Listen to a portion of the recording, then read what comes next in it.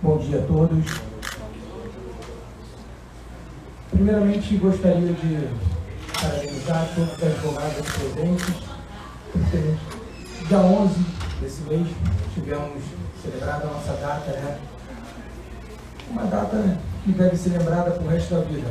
Ainda mais nesse ano que estamos batalhando bastante para que possa ser reafirmado o Estado Democrático de Direito. Vou dar início à palestra e gostaria de chamar as pessoas que irão compor a mesa. Dr. Márcio Cavalcante, secretário adjunto da Comissão de Direito Penal e Processo Penal de Região Segunda.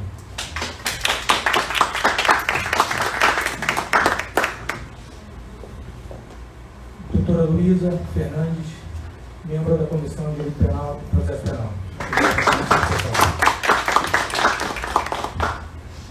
Nosso palestrante, Dr. Carlos Luciano.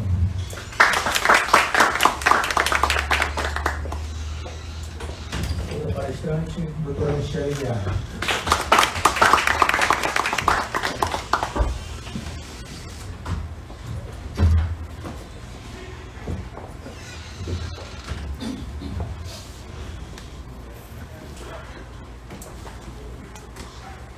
Gostaria aqui de só deixar registrada a ausência do presidente Valdemar, ele teve compromisso profissional. Dr. Bruno Gouveia, também que iria presidir a mesa, que é o secretário-geral da nossa subseção, também teve um compromisso durante a madrugada com o filho dele. E hoje eu estou na qualidade de presidente da mesa, então passo a palavra ao Dr. Márcio Cavalcante, que vai ser o representante da comissão nesse ato. Bom dia a todos. Bom dia a todos presentes na mesa. Dando continuidade aos trabalhos da nossa comissão, cronologicamente,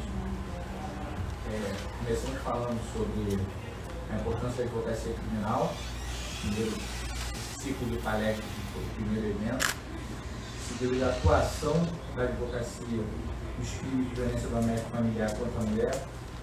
Depois passamos ao tema como iniciar a advocacia criminal, a atuação da advocacia criminal nas investigações preliminares, como evitar as infrações disciplinares na prática da advocacia, crimes virtuais nas relações de consumo. Hoje nós estamos sendo presenteados aqui por dois grandes nomes, para falar sobre investigação defensiva na persecução criminal. Então, mais um dia importante para a advocacia, para os nossos eventos, para a nossa comissão, para a nossa subseção. Hoje é um dia que, com certeza, que todo mundo sairá daqui diferente da forma que entrou, uma bagagem de aprendizado e que, com certeza, vocês irão, nós iremos carregar isso aí para a nossa vida profissional. Eu devolvo a palavra ao nosso presidente Francisco Cordeiro e desde já agradeço a presença do Dr. Carlos Luciano e do Dr. Michele. Obrigado. Passa a palavra à doutora Luísa Fernandes, membro da comissão, para proferir algumas palavras. Olá, bom dia a todos. Primeiro eu quero agradecer ao Dr. Francisco pela oportunidade de participar da mesa mais uma vez, mesmo dentro da comissão. Cumprimentos os demais colegas da mesa. O evento de hoje é sobre investigação criminal ofensiva, que é uma evento que eu considero extremamente importante para a advocacia criminal, porque ainda é um tema pouco explorado, apesar de, por ser recente, né, poder ser pouco explorado. E, como o próprio nome sugere, a investigação defensiva é um ato de defesa. Então, eu considero que cabe mesmo ao ver promover esses eventos, promover debates sobre esse tema, para capacitar os advogados sobre essa possibilidade de atuação na advocacia criminal. E nós sabemos que cabe a investigação do crime, cabe à Polícia Civil, à Polícia Federal, provar o crime, cabe à acusação, né? Mas se nós pudermos, nós tivermos, enquanto advogados de defesa, tivemos a possibilidade de investigar, de buscar meios de prova que reduzam a pena, que absolvam, que facilitem a vida dos nossos conscientes do processo criminal. Eu acredito que devemos ir atrás disso, porque não utilizar essa estratégia de defesa.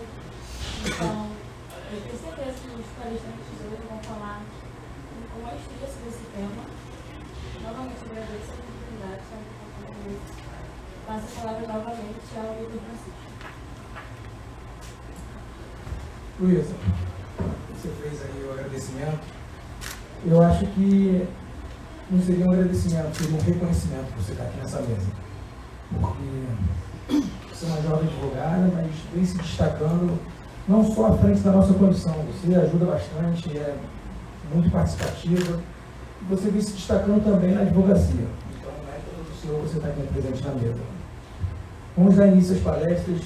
Hoje nós vamos contar com a presença de 2 advogados criminalistas, doutora Michele, doutor Carlos Lupione, ambos amigos e ambos que eu sou suspeito para falar. Suspeito para falar porque são excelentes profissionais e estarem presentes hoje nessa subseção é um privilégio, não só para a comissão, é um privilégio para quem está aqui presente. Porque, na verdade, a gente deveria sentar ali para escutar sua aula e não ficar aqui do lado. Porque o Dr. Carlos Lupione, advogado criminalista, como eu costumo falar até com o Igor, faixa preta, 4º dan da advocacia criminal. Sou, como eu falei, sou suspeito a falar porque, não só como advogado, mas como pessoa, então, sou brilhante. Presidente da Comissão de Direito Penal, de Investigação Defensiva da Seccional, inclusive eu vou fazer até aqui um jabá, dia 30 desse mês, está lançando a comissão. Qual o horário da palestra? 5h30, a qual o Dr. Carlos Lupione será o presidente e a doutora Michele será a vice-presidente, então ficam todos convidados para a gente poder estar presente na OAB da Erasmo, lá do centro do Rio. Além de todos esses requisitos que eu falei do Dr. Carlos Lupione, ele tem uma a mais, como ele agora nos brindou. A história da advocacia dele, da primeira grande operação que ele pôde participar, fora aqui do lado. Tive a oportunidade de participar com ele, dividir a bancada da defesa em algumas operações tanto da Justiça Federal quanto da Justiça Estadual, e pude aprender muito. Porque o advogado, ele não é simplesmente aquele que funciona, é aquele que sabe a teoria, mas sim aquele que sabe a estratégia. E essa aqui, né, Igor, como a gente costuma falar, no faixa preta, 4º dan, vai ter muito a trazer para vocês sobre esse tema de investigação defensiva. Eu não vou me alongar porque a palestra é dos 2. Passo a palavra ao Dr. Carlos Lupione.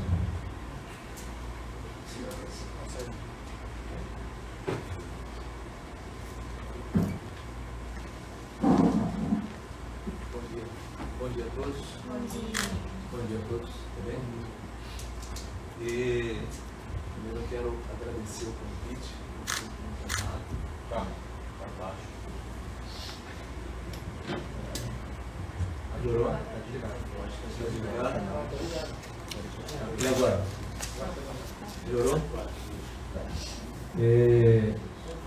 Eu quero inicialmente agradecer o convite do Francisco Cordeiro, presidente da Comissão de Direito Penal, e poder estar aqui e me dar essa oportunidade de palestrar, de falar um pouquinho sobre investigação defensiva. E cumprimento também todos da mesa, Márcio Cavalcante, doutora Michele, que é do meu escritório, com muita honra, a doutora Luísa, uma jovem já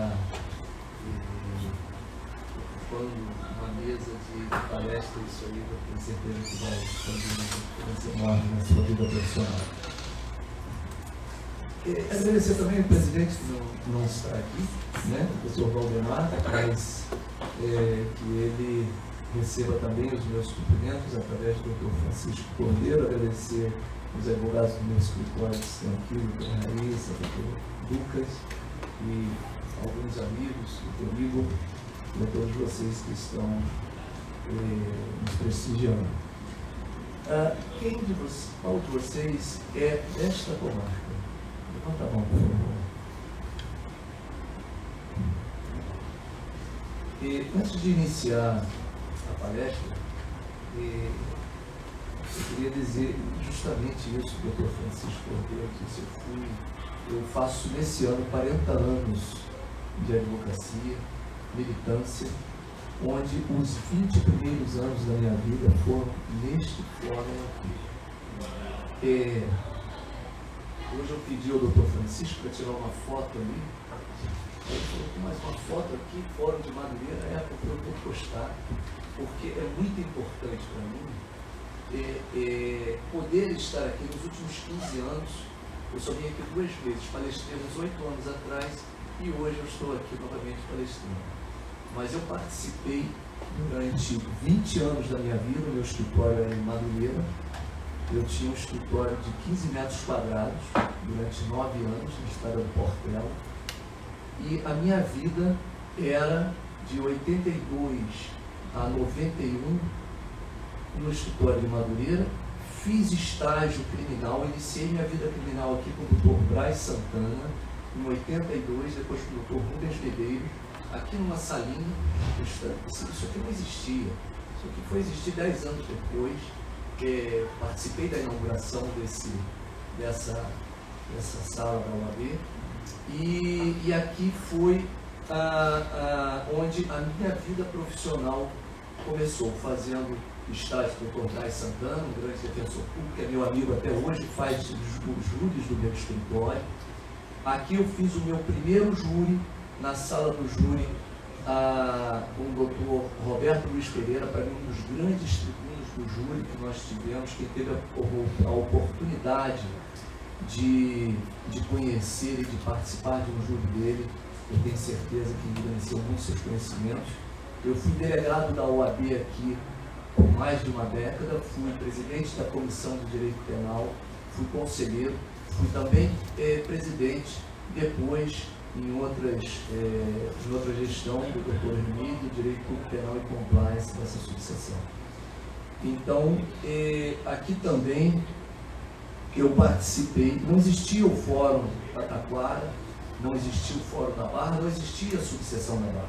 A minha vida era entre Fórum de Madureira e Fórum de Realengo, porque todos os meus clientes, e quem conhece, e quem, ou pelo menos conhece da história, sabe que há 40 anos não existia direito penal econômico, não existia investigação ofensiva, não existia nada disso.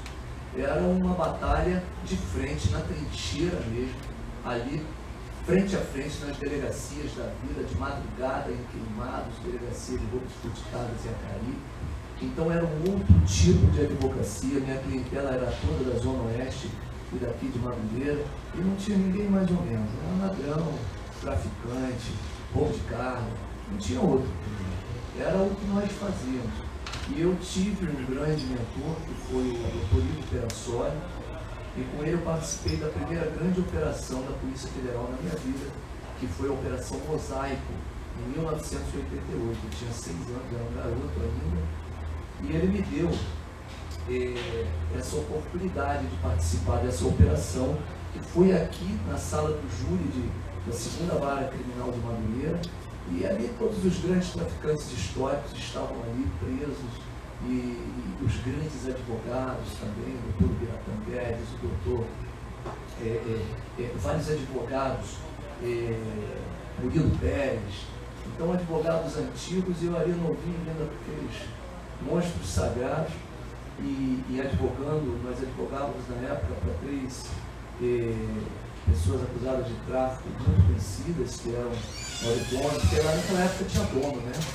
Não era essa bagunça que é hoje lá entre os traficantes que estão desorganizados, graças a Deus. Mas antigamente era o dono do morro aqui, o dono do morro ali. Então nós éramos advogados do acusado de tráfico de Mangaratiba, que chamava-se Mocho Polêmico, dominava a Zona Oeste, também do Pegail, amigo Meia, camarista Meia, e do Jorge Negão, que era o dono da favela do Maré. Tinha mais um outro, que era o Sérgio Moura. Ele era acusado de ser o libertário do Toninho Turco, e na época morreu nessa operação. Então, eu faço questão de dar esse testemunho, porque aqui foi onde tudo começou.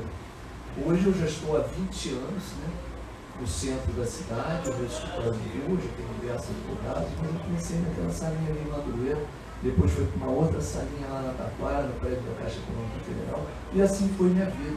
Grandes juízes aqui passaram, alguns terríveis, como o doutor Estrela, o doutor Mota Moraes, ele que foi o presidente dessa operação Mosaico, teve o Fábio Dutra, que é meu amigo até hoje, desembargador em São Gonçalo. Então, por isso, eu me sinto especialmente honrado de estar aqui hoje palestrando para vocês e mostrando que a luta vale a pena. A luta vale a pena porque todos os transtornos que nós vemos aí nesse momento tão de punitivismo, né? De tantas arbitrariedades, nós temos diversas leis aí que nos amparam, mas parece que elas são às vezes um pouco esquecidas. Veio agora a lei do abuso de autoridade, que já existia uma lei de abuso de autoridade, mas isso aí nada era a mesma coisa. Abuso de autoridade tinha 20 anos atrás, onde eu tive diversas passagens, que o advogado chegava na delegacia e não deixava entrar para a primeira pessoa prestar o depoimento. E lá ele era espancado de tudo que é maneira, a ponto de um cliente meu entrar vivo e sair morto. E o delegado, peraí que ele está ali na cela, ele se matou. Então, era mais ou menos assim que acontecia. Então, direitos e garantias fundamentais era uma coisa que não se dava muita importância para isso. E aí, depois da Constituição de 88, nós começamos a ter um pouco mais de fôlego na jurisprudência e na própria lei para poder nos tornar mais combativos e lutar com tudo isso, com todos esses percalços que nós tínhamos. A advocacia era muito difícil naquela época, mas os processos grandes tinham no máximo 4 volumes. Não existia interceptação telefônica, ela só veio depois, né, com a lei das interceptações telefônicas, e aí as outras grandes operações começaram no ano de 2000, com a lei de lavagem de dinheiro e a lei que regulou a interceptação telefônica. E começaram outras grandes operações, mas só anos e anos depois, mais de 10 anos depois dessa primeira operação. Então fica aqui o meu registro da honra que eu tenho de estar aqui. Não chega tanto. E parabenizando todos vocês já de antemão, porque eu tenho certeza que são todos aí guerreiros na trincheira da advocacia criminal, que talvez seja a mais combalida das áreas do direito em todos os sentidos, né? Até porque nós somos muitas vezes criminalizados. Já advoguei diversos advogados simplesmente por estarem militando, atuando profissionalmente e na descontextualização eles são presos. E a investigação defensiva, já entrando aqui no tema, ela veio justamente para suprir uma lacuna que existe na disparidade de armas entre o advogado e a defesa e a acusação. A acusação, depois que o Supremo Tribunal Federal referendou que o Ministério Público pudesse produzir da sequência de investigações, o advogado ele ficou numa situação de muita fragilidade, porque o Ministério Público pode tudo. E hoje o Ministério Público ele faz o PIC, que é a investigação criminal, o procedimento de investigação criminal do Ministério Público, que é totalmente a revelia daquilo que diz o comando do artigo 6º do Código de Processo Penal, que é como que são os regramentos da condução de um inquérito policial. Se a investigação do Ministério Público não tem o nome de um inquérito, não quer dizer que ela tem que ficar à margem da normativa do artigo 6º e seguinte do Código de Processo Penal. Então, o que acontece? O Ministério Público, os órgãos de persecução, E quando eu falo Ministério Público é porque ele está no topo dos órgãos de percepção, tem também os órgãos de controle, como a Receita Federal, tem hoje as forças-tarefas que são com a Receita Federal juntamente com o Ministério Público. E o que acontece? Eles fazem as suas investigações de forma totalmente num agir estratégico, muitas vezes, e eu digo isso, não tem vergonha nenhuma disso aí, está filmado de má fé, porque eu mesmo já entrei com representações do Conselho Nacional do Ministério Público de tanta mentira que tinha na investigação. Picota-se provas, só se coloca a prova que interessa ao Ministério Público para acusar A, B ou C ou D. E isso está sendo visto aí notoriamente todos os dias. Eu trabalho em dezenas de operações da Lava Jato, já tivemos mais de uma dezena de anulações, competência que não era do juiz da Lava Jato, e ele prendia, ele fazia, e ele sequestrava bens, colocava pessoas presas, familiares presos, vinha tudo a indústria da delação, que a indústria da delação nada mais é do que uma forma de tortura moderna, que graças a Deus acho que agora deu uma diminuída em razão das decisões frequentes do Supremo Tribunal Federal, no sentido de que não basta apenas uma delação ou uma delação cruzada, ela tem que ter prova de corroboração. Mas isso tudo por quê? Porque ao Ministério Público, nesse agir estratégico, que é aos interesses da acusação, ele foge daquilo que é o seu mundo. Porque, além de tudo, o Ministério Público é o fiscal da lei. E como fiscal da lei, ele não pode suprimir provas que são do interesse da defesa. E isso é o que vem acontecendo ainda hoje. E nesse sentido, a defesa fica absolutamente em desvantagem na paridade de armas. Porque o que acontece? Você não tem conhecimento do que está sendo investigado. Eu, diversas vezes, quando eu via uma fumaça de que um cliente meu, e a cereja do bolo deles eram os empresários, que políticos, né? Eu pedia ao Ministério Público uma certidão se havia ali algum tipo de investigação daquela pessoa, e depois pedia ao juiz, e aí depois pedia ao ministro. No início da Lava Jato, nem os ministros estavam definindo, depois é que eles viram que a coisa estava se avolumando de tal forma que estava atingindo todo mundo.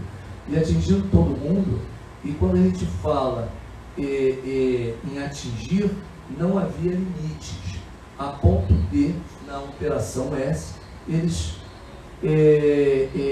promoverem busca e apreensão em mais de 70 grandes bancas de advocacia, que foi depois tudo anulado. Então havia uma retaliação àqueles advogados que combatem. Quando você combate muito, você vira uma pessoa não grata do juízo. O juiz não gosta que você entre com habeas corpus, ele não gosta que tu entre com embargo de declaração, ele não gosta que tu peça pela ordem. Pela ordem é um direito nosso do artigo 7º do Estatuto da OAB. O pela ordem não é facultativo, não é favor, pela ordem é obrigação. E pela ordem eles não podem cortar sua fala. Então, quando quiserem cortar sua fala pela ordem, fala junto com ele. E vai haver aquela discussão, mas fala junto com ele. É importante que o advogado tenha esse embate, que eles saibam que você conhece o direito. É importantíssimo conhecer os regimentos internos, é importantíssimo conhecer os tribunais. O nosso estatuto tem que ser conhecido de ponta a ponta, decorado, porque você tem como discutir. E se for numa audiência de interrogatório ou numa audiência de prova de acusação e defesa, você tem que conhecer o Código de Processo Penal de ponta a ponta e ainda ler a doutrina para você não ser humilhado pelo juiz. Isso acontece muito ainda, principalmente em comarcas do interior. A ponto de nós termos visto há pouco tempo aí um juiz querer que o advogado mande as perguntas antes para uma audiência de prova de acusação. Isso é uma piada. Isso é uma piada. Um outro há pouco tempo quis que nós fôssemos presencialmente numa audiência, quando hoje até o foragido pode fazer audiência de modo virtual. Mas não fomos, simples assim. Ele vai fazer o quê? Vai me tirar do processo? Não, vai decretar a revelia da pessoa, se é o direito dele, se é interrogado, é o direito. Então, o que acontece hoje é que o advogado, ele sofre todas as mazelas de um sistema que precisa ser aprimorado. E aprimorado como? Dando paridade de armas para nós, dando paridade de armas na investigação, no inquérito, no processo. E essa paridade de armas é que vai fazer a diferença. E como vem essa paridade de armas? Vem através da investigação defensiva. A investigação defensiva ela vai ser um dos mais importantes instrumentos que o advogado vai ter para combater tudo que vem acontecendo diuturnamente no exercício do nosso mundo profissional. E isso chama-se em atenção ao princípio da ampla defesa e do contraditório, que são os princípios basilares da investigação defensiva. E vocês têm um arcabouço enorme, não só de convenções internacionais que equivalem a uma emenda constitucional quando internalizada no Brasil, no nosso ordenamento jurídico, e temos convenções importantíssimas que o juiz da Lava Jato usou as convenções para querer condenar uma pessoa, algumas pessoas, porque havia muito isso. Não, pelas convenções internacionais, nós, artigo tal, e essa pessoa tem que ser condenada porque a Convenção Internacional diz isso e aquilo. Só que eles esquecem do Estatuto de Roma, eles esquecem do Pacto de São José de Costa Rica. O Estatuto de Roma, ele foi internalizado no Brasil, se eu não me engano, eu peguei aqui em 2002, o Pacto de São José de Costa Rica é de 92, e ali diz que a defesa pode produzir provas, tanto no Estatuto como no Pacto de São José de Costa Rica.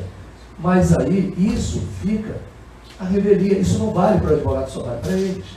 Então, a defesa, ela pode produzir provas, sim, isso está no Estatuto de Roma, isso está no artigo 5º da Constituição, 52, 55, são os princípios do processo legal, o princípio do contraditório, da ampla defesa. O que é a ampla defesa se você não pode produzir provas? O que é a ampla defesa se você não tem paridade de armas? Hoje, contraditório é igual a princípio de direitos fundamentais de qualquer pessoa, que todos têm esse direito, garantias e direitos fundamentais. Então, isso tudo é colocado, vamos dizer assim, à margem. Ao advogado, não pode, mas ao Ministério Público e aos órgãos de persecução, Polícia Federal, Polícia Estadual, pode. Não pode.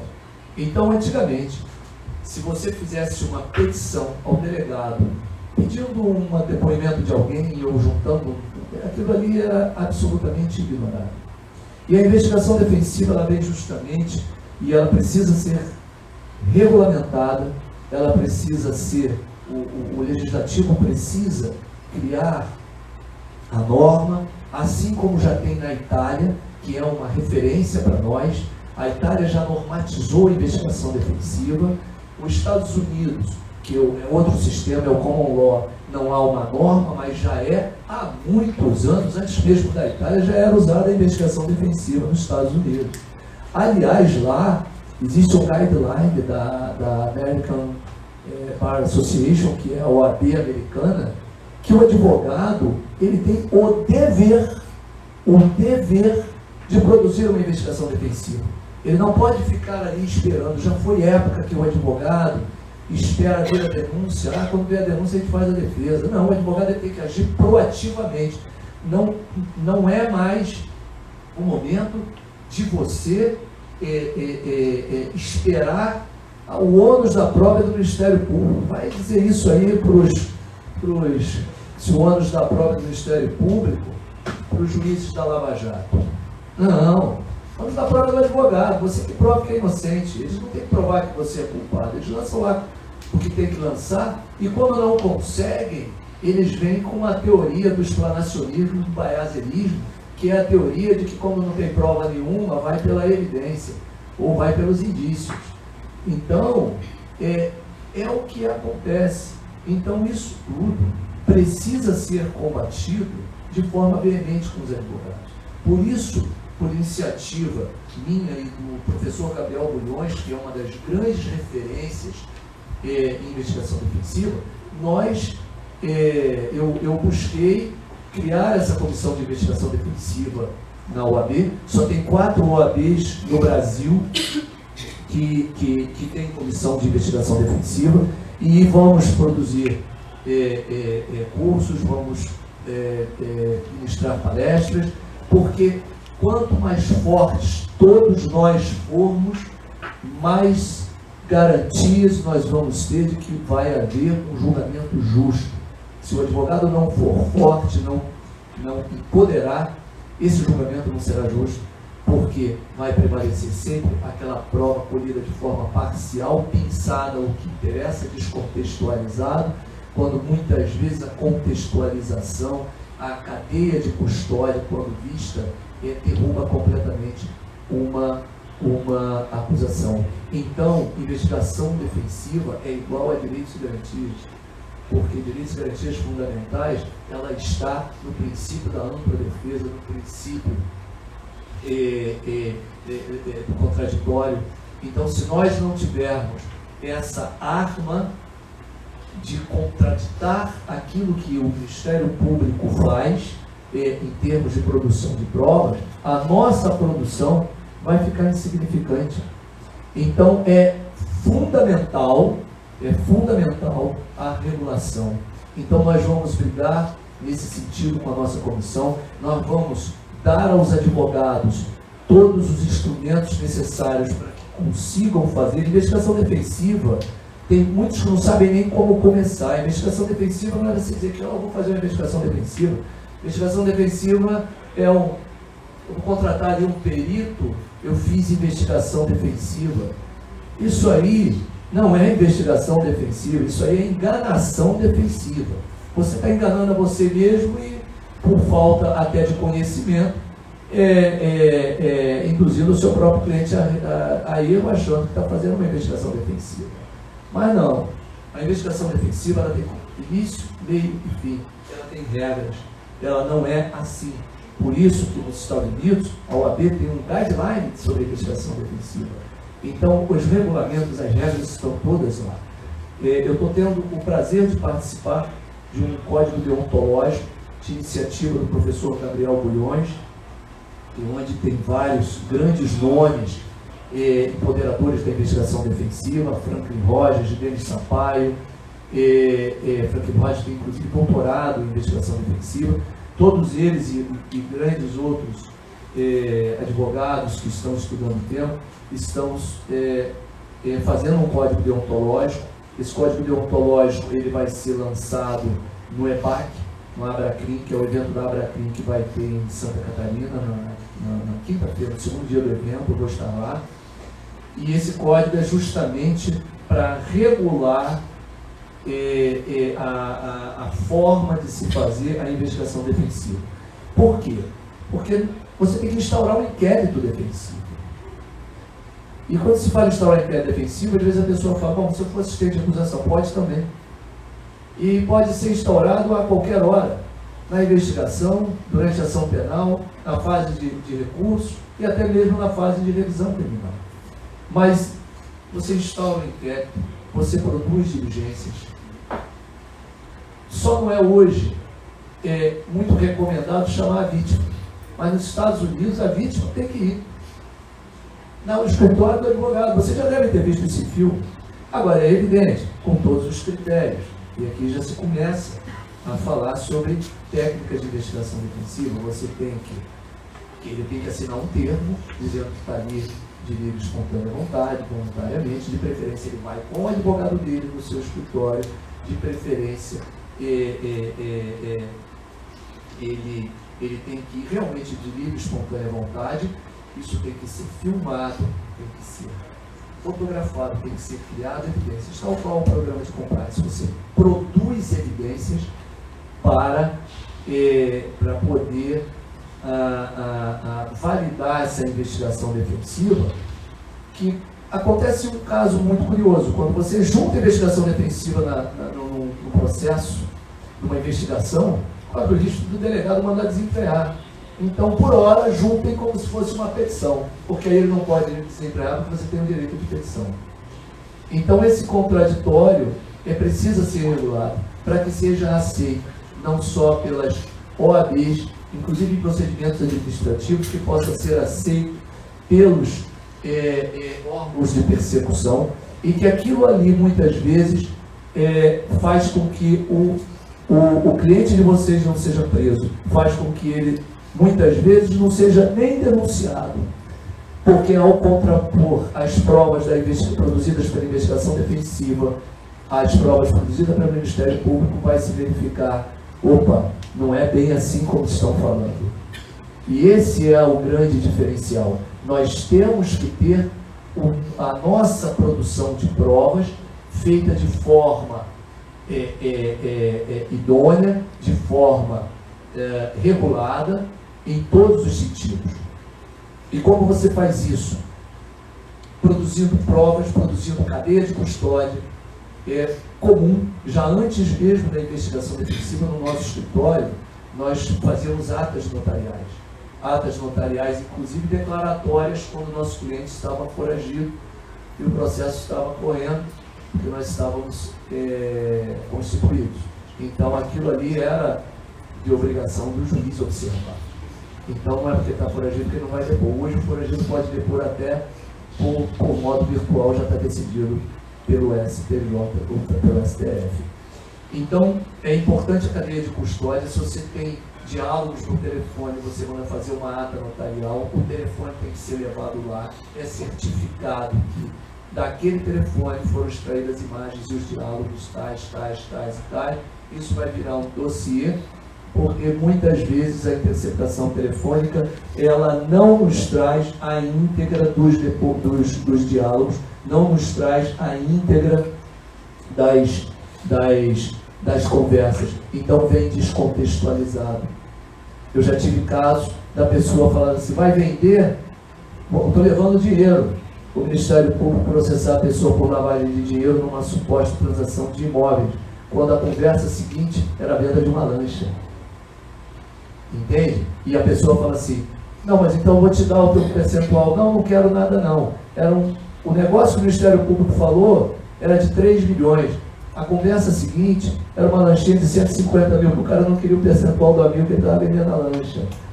Isso aconteceu numa dessas operações da Lava Jato. Então, para vocês verem o perigo da descontextualização e o porquê que muitas vezes, em vez de você jogar o telefone fora, muito pelo contrário, você tem que fazer uma ata notarial de tudo que está ali.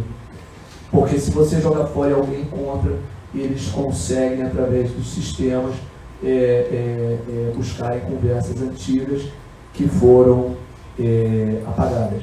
Então, é muito importante a ata notarial, é importantíssimo o fluxograma.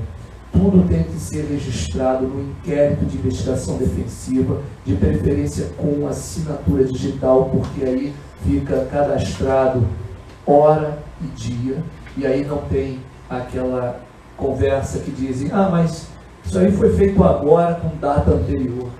Então você registra isso de forma certificada. Muitos documentos você registra na própria junta comercial. Tem gente que não sabe disso. Você pode registrar atos. Se eu quiser, eu registro esse ato de hoje na junta comercial. Então isso vai trazendo fé pública a tudo que você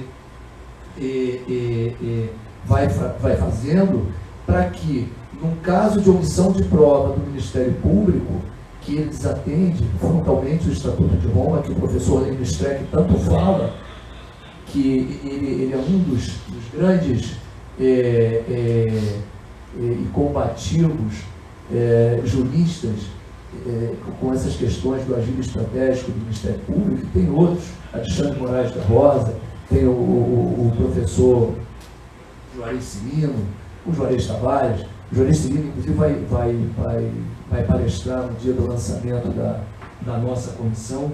Então, o que se precisa hoje é justamente isso, que o direito da prova tenha paridade. E o direito da prova tendo paridade, nós vamos ter a possibilidade de uma defesa mais eficaz para os nossos clientes. E vocês têm visto ali, inclusive agora, nessa semana, foi anulada uma sentença, e na semana retrasada foi anulada uma sentença também de um cliente nosso, da Lava Jato, porque o juiz era incompetente. E muitas vezes também são anuladas sentenças por produção, por irregularidade na produção de prova. Nós tivemos um processo da Lava Jato também que foi anulado por vício na prova. Por vício na prova. Que foi a Operação Boca de Lobo. Então, o que acontece? Isso tudo só ocorre justamente porque nós estamos fragilizados ainda na nossa produção de provas, que, digo novamente, é igual a uma garantia fundamental. Diversas outras técnicas, elas podem ser feitas e produzidas pelo advogado. Organogramas, vínculos, você fazer um estabelecimento de vínculos, existem programas para isso, para mostrar que você não esteve naquele lugar em determinado dia, você tem condições disso, através de você fazer uma perícia no seu próprio telefone, dizer, você foi encontrar com fulano ali, você faz uma perícia no teu telefone, a antena herb diz que você estava lá, não estava aqui. Estação Rádio Bar, exatamente. Então você consegue produzir essa prova. Antigamente era muito comum, eu fui dar um dinheiro para a pessoa ali, não, peraí, eu estou aqui. Como é que eu fui dar um dinheiro para aquela pessoa? Sistema de câmeras. E se for num ambiente corporativo, você pode sim quebrar o celular daquele funcionário, desde que o celular seja corporativo. Vejam bem, se não for corporativo, não pode. Mas você pode quebrar o celular corporativo, você pode quebrar o sigilo de todos os seus computadores. E há uma discussão, inclusive, que se o computador é corporativo, se ele pode também ter acesso àquilo que a pessoa acessa de forma particular. Essa é uma discussão que existe. Mas você pode também quebrar o próprio sigilo daquele computador, e é muito comum nas empresas e investigações corporativas, que é um nicho da investigação que está sobre o guarda-chuva da investigação defensiva, ela também faz com que você possa botar programas espiões dentro do seu computador e nos telefones corporativos. Então, isso também são técnicas de investigação defensiva. Você contrata investigadores para fazer trabalho de campo, você contrata peritos para estabelecer cadeia de custódia ou para que você veja algum sistema rush de um computador para saber se aquilo é determinado. Porque acontece muito de falarem, mas aquele e-mail saiu daquele computador. Quando você vê, não saiu, porque alguém fez aquele e-mail sair daquele computador. Os hackers conseguem isso. E se você fizer uma perícia, você descobre pelo código rush que aquele e-mail não saiu daquele computador. Estava no teu computador, mas não saiu de lá. Entende? Então, todo tipo de perícia, investigação, diligência de campo. E eu vou contar aqui algo que o nosso escritório já trabalhava antigamente, sem saber da existência da tal investigação defensiva. Eu costumava muito nos meus processos, e eu lembro dois aqui, muito claramente, não sei se foi a Raíssa ou o Lúcio que eu pedi para fazer a pesquisa, foi a Daniela, a doutora Daniela está lá atrás do meu escritório também, prestigiando a gente. Há 15 anos atrás, ou 10, 20 anos atrás talvez, eu tive dois casos muito interessantes que eu, sem querer, já estava fazendo uma investigação defensiva sem saber. Uma dizia respeito, na verdade foram 3 casos, uma dizia respeito a uma agressão que houve dentro de um restaurante aqui no Barril, alguma coisa aqui no Recreio, e o meu cliente dizia que ele não agrediu, estava dizendo que a agressão, na verdade, foi uma briga que teve entre 2 pessoas, e disseram que o meu cliente estava envolvido e não estava. Bom, eles arrumaram 3 testemunhas do posto de gasolina que disseram que quando eles estavam abastecendo, eles viram as pessoas lá o meu cliente agredindo ele, etc. E tal. Depois o cara correu para o posto, o cara realmente depois correu para o posto todo arrebentado. Enfim, eu fui ao local, tirei uma porção de fotos, peguei um papelzinho, comecei a desenhar e tirei uma foto dos pontos onde estavam esses frentistas para lá. Não dava para ver, tinha uma árvore e tinha um monte de pneu na frente. Não dava para ver. Então ele foi absolvido por algo que você fez uma diligência de campo e resolveu. A outra foi um cliente nosso, acusado de tráfico de entorpecentes, que foi encontrado 3 quilos ou 10 quilos de maconha no terreno vizinho, e disseram que quando a polícia chegou, ele jogou pelo basculante.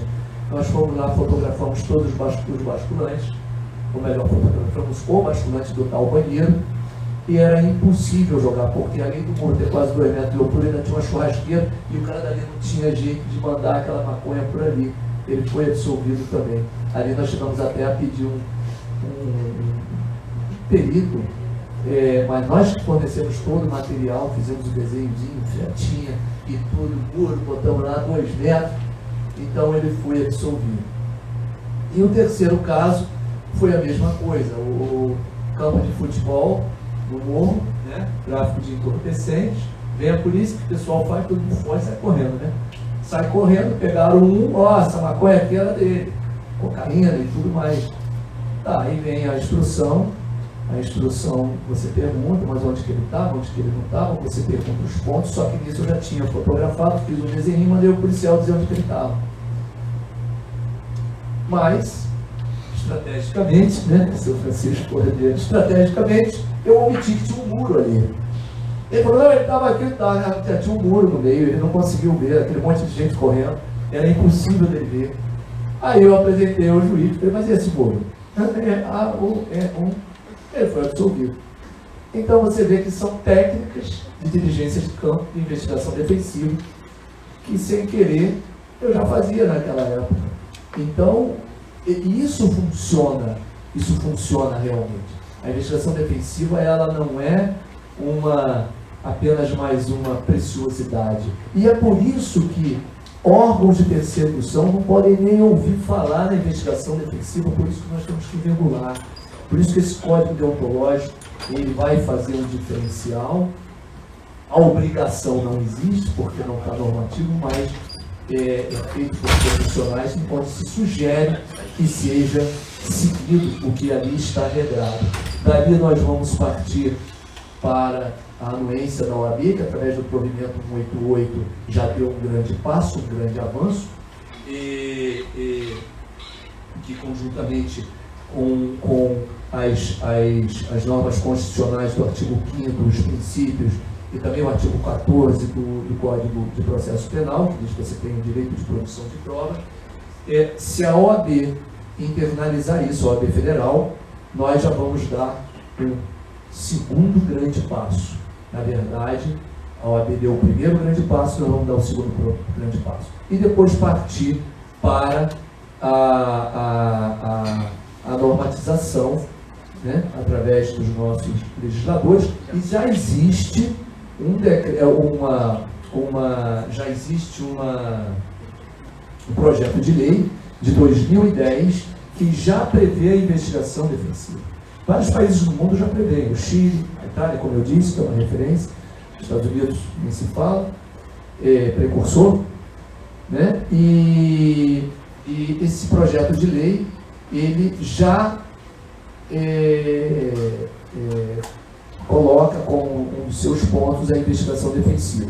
Uma vez isso acontecendo, além de tudo, todos os advogados terão um novo nicho de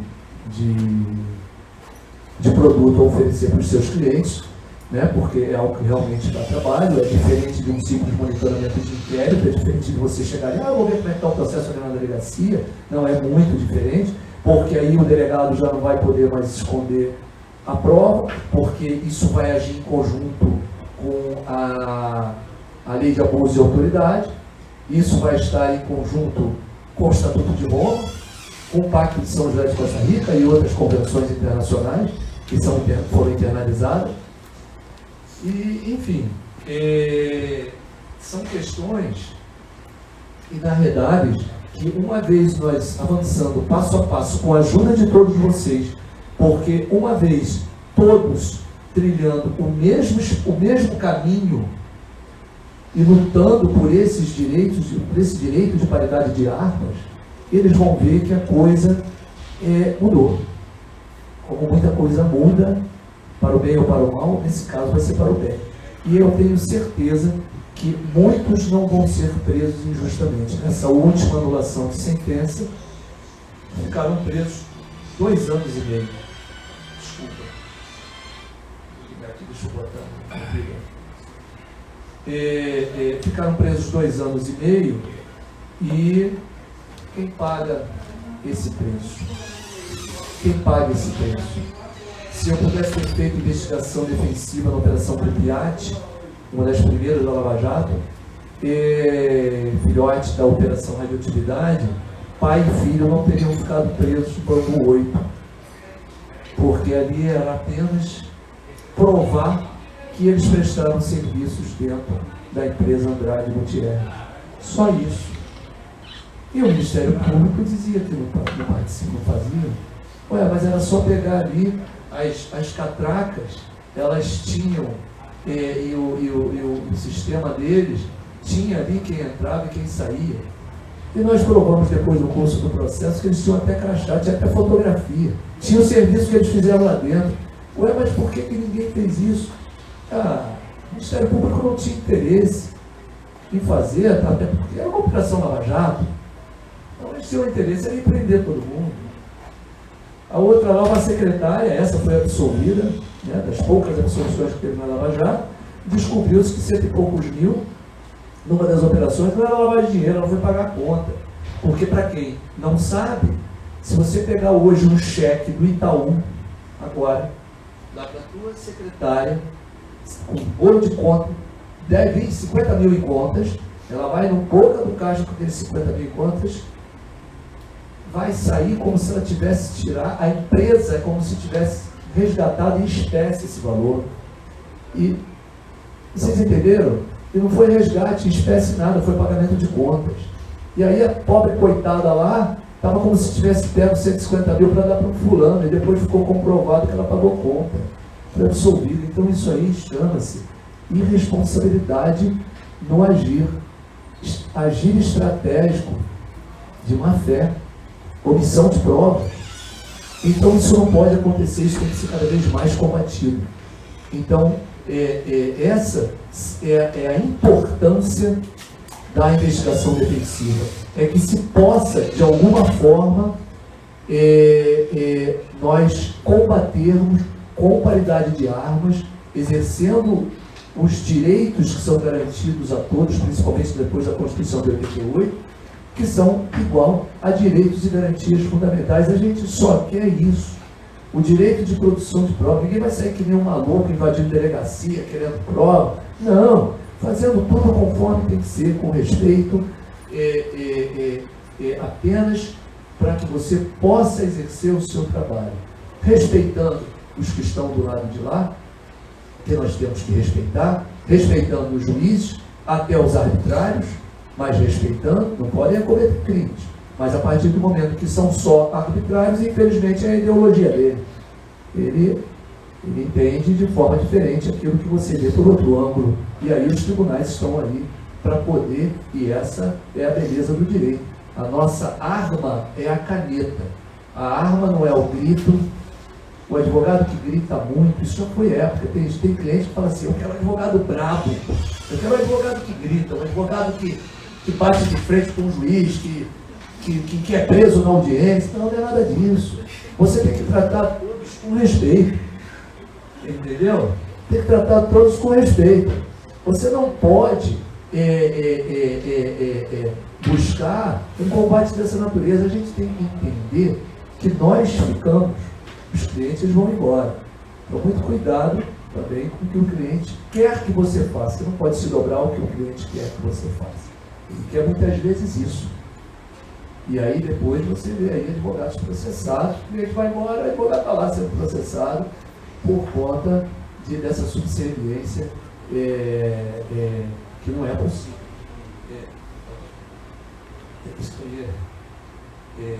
banco que me liga mais de 50 vezes por dia, eu não sei mais o que fazer. Será que tem investigação defensiva para isso? Pô, é impressionante, é o dia inteiro. Então, esse é o grande, eu digo que é o grande diferencial da investigação defensiva. Isso vai nos fazer mais fortes. As técnicas de investigação defensiva vocês vão conhecer com o tempo, participando de palestras, participando de cursos. Tem cursos, inclusive, de técnicas de depoimentos. É importante que vocês saibam entrevistar dentro do seu escritório alguém. Não é com todo respeito, buscando a informação, que nem a gente vê em filme. Tem muito nos filmes americanos.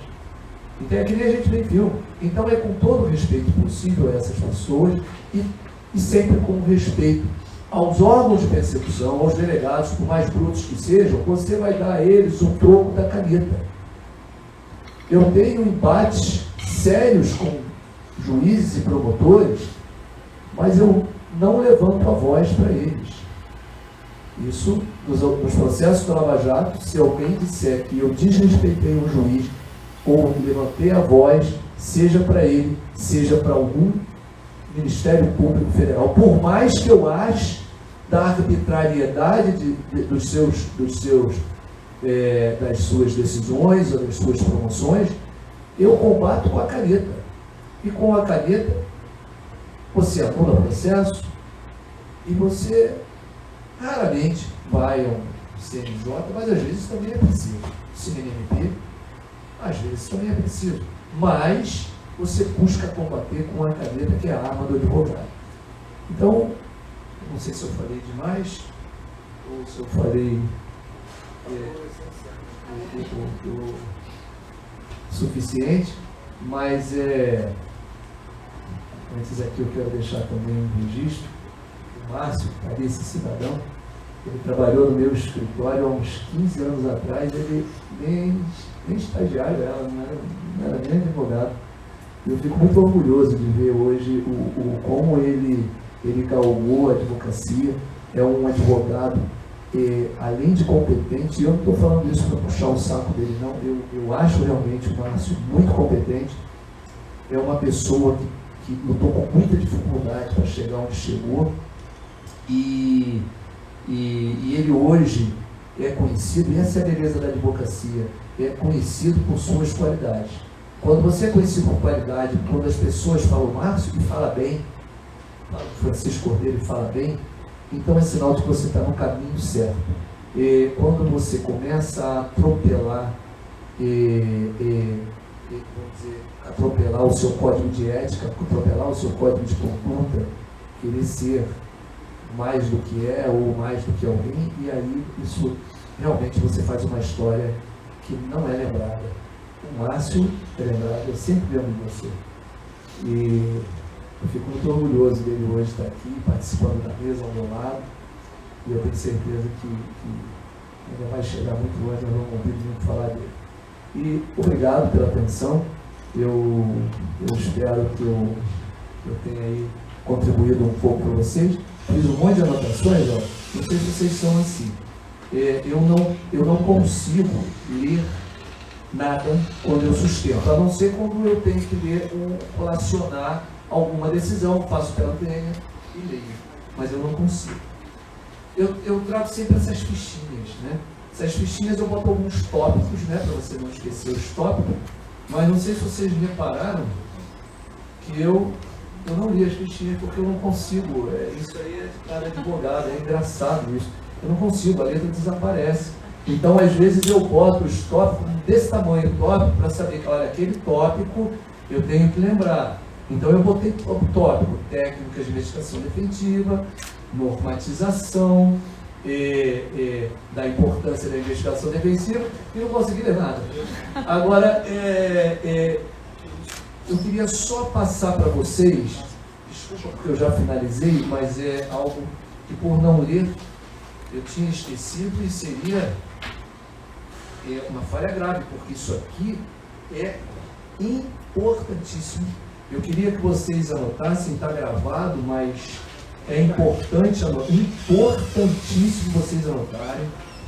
é um processo do Tribunal Regional Federal da Terceira Região, número 500-1789-2020.4.03.6181. O que é esse processo? É algo assim, absolutamente, um leading case, um advogado numa ação de obrigação de fazer. E qual era a obrigação de fazer? Eu vou falar porque isso aqui está público, tá? A Odebrecht produziu uma investigação interna. Investigação interna, como eu disse a vocês,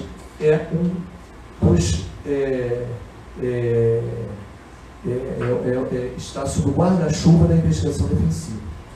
E aí, o advogado, tá?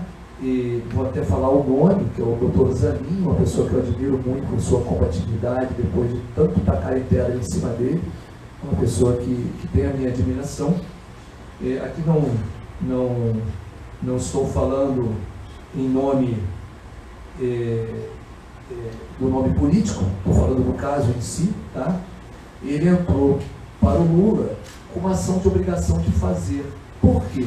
Porque ele abriu uma investigação defensiva, e a investigação defensiva, ele pede ao Odebrecht, através de uma solicitação, que ele tivesse acesso a toda a investigação interna da Odebrecht, porque essa investigação ela tinha a ver com diversos processos criminais que o Lula respondia em várias federais. O juiz de primeiro grau, ele disse o seguinte: olha, eu não conheço da ação, porque eu sou absolutamente incompetente, porque aqui ele está fazendo uma obrigação de fazer, para buscar um documento na esfera privada. O que eu da Vara Federal tenho a ver com isso? Então, além de tudo, eu sou incompetente. E ele negou o seguimento, extinguiu o feito, a ação de obrigação de fazer. Ele apelou, foi para o Tribunal Regional Federal, que é esse processo que eu dei para vocês. E aqui, inicialmente, o desembargador já afastou a incompetência do juízo federal, porque pela assessoriedade da situação dentro de uma investigação defensiva que seria usado em processos federais, havia sim a competência, e ele aqui referendou a investigação defensiva e devolveu o processo para que o juiz desse continuidade para que ele então pudesse ter acesso a esses documentos. E eu vou ler aqui só uma parte que diz o seguinte na emenda: investigação defensiva, pretensão de natureza penal, competência. A investigação defensiva encontra amparo na Constituição Federal, aqueles artigos, artigo 5º, aqueles incisos que eu falei, devido não só à ausência de norma proibitiva, mas em razão de uma interpretação extensiva dos princípios da igualdade, ampla defesa e contraditória, de forma a assegurar ao acusado um legítimo e devido processo legal. Os advogados não dispõem dos mesmos poderes de requisição que possui a autoridade policial e o próprio órgão do MP, devendo o condutor da investigação defensiva acionar o Poder Judiciário caso encontre óbice devido à relutância do particular em colaborar com sua atividade e pela impossibilidade jurídica de, por outros meios, obter determinada informação. Então, vocês veem o que antes era impossível, hoje você pode entrar na justiça para obrigar um particular a colaborar com a sua investigação defensiva.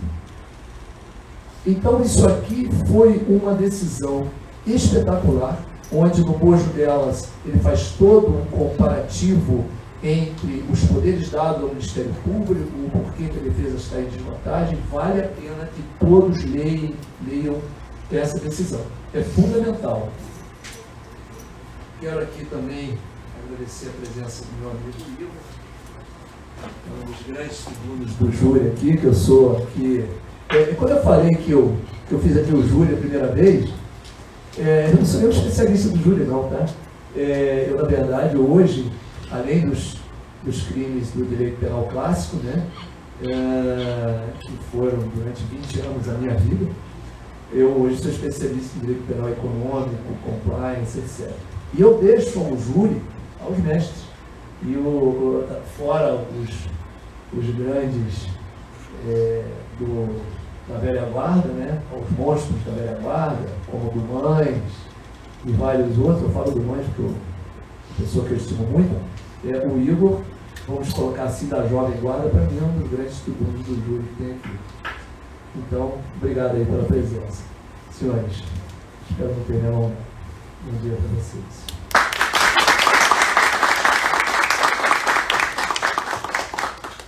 Só registrar e agradecer a presença do Dr. Bruno Gouveia, nosso secretário-geral, que está aqui presente.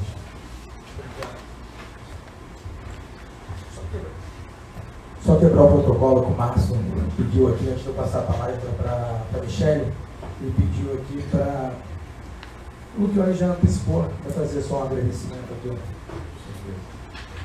Carla, quero que publicamente deixar clara a minha gratidão por toda a minha caminhada, porque lá no início, quando eu não era nem estagiário do seu escritório, ali começou a nascer o amor pelo direito, sobretudo pelo direito criminal. E assistindo ali toda a atuação, toda a dinâmica de trabalho, toda a sua postura, seu profissionalismo, isso foi me encantando a ponto de ali eu tomar uma decisão. Foi a decisão que mudou a minha vida, em que eu decidi ser advogado. E a culpa é sua. Foi fundamental ter passado aquele período dentro do escritório para eu poder ter acesso a isso, algo que eu nunca tinha acesso, eu não conhecia o direito, né? E às vezes eu tinha muito trabalho para fazer no tribunal, e aí eu dava uma passadinha no segundo tribunal do júri, parava um pouquinho. Na época, o Dr. Valdez era o presidente, o Dr. Paulo Rangel, o desembargador, Marcelo Machado, defensor público, enfim. Eu ficava ali assistindo e falava assim, cara, será que um dia eu vou conseguir? Será que um dia eu vou chegar a ser isso aqui?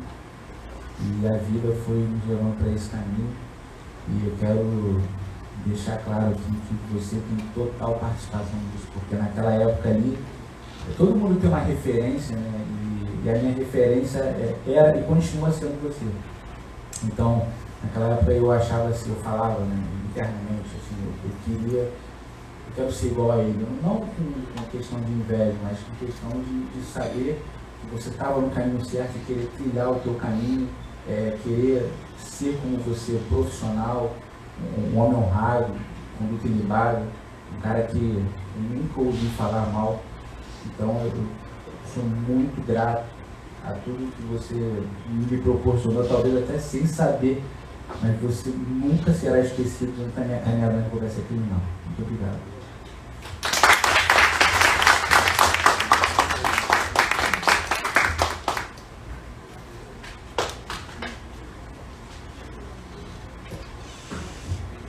Depois desse relato emocionante, né? Vocês viram que só eu fui o único a elogiar o Carlos Lucchioni. Porque pra gente, que é da nova geração, eu conheci o Carlos, acho que foi em 2012, a primeira vez que eu fui na festa no escritório dele, um tempinho já. Quem me levou até foi o Francisco Ostão. Conhecer ele melhor. E no primeiro contato, quem é amigo do Carlos sabe disso. Completamente receptivo, sem nenhuma diferença, eu entrando no escritório, e para mim é um dos maiores advogados do estado do Rio de Janeiro, e como eu pude falar, aprendi bastante em algumas operações contigo, e tudo que ele falou aqui se resume ao que a gente tenta trazer para vocês na comissão. Por quê? Primeiro ponto, a gente tem uma disparidade enorme entre a advocacia criminal e o Ministério Público. O Ministério Público, ele agora tem aquele setor, aquele CSI, onde você tem inúmeros funcionários públicos da Polícia Federal, Polícia Civil, da SEAP, que hoje são policiais penais, trabalhando em prol dele. Enquanto o advogado, muitas das vezes, ele tem só ele para fazer cópia, para fazer diligência no inquérito, para poder escutar uma interceptação telefônica. Aí é o que ele falou, que a gente sofre todo dia que a gente aprende contigo. O Ministério Público, ele junta os elementos de informações junto com o mandado de prisão preventiva, junto com a busca e apreensão e oferece denúncia. Tudo na mesma coisa, né? Aí você tem um prazo de 10 dias para apresentar a resposta à acusação. O que você faz?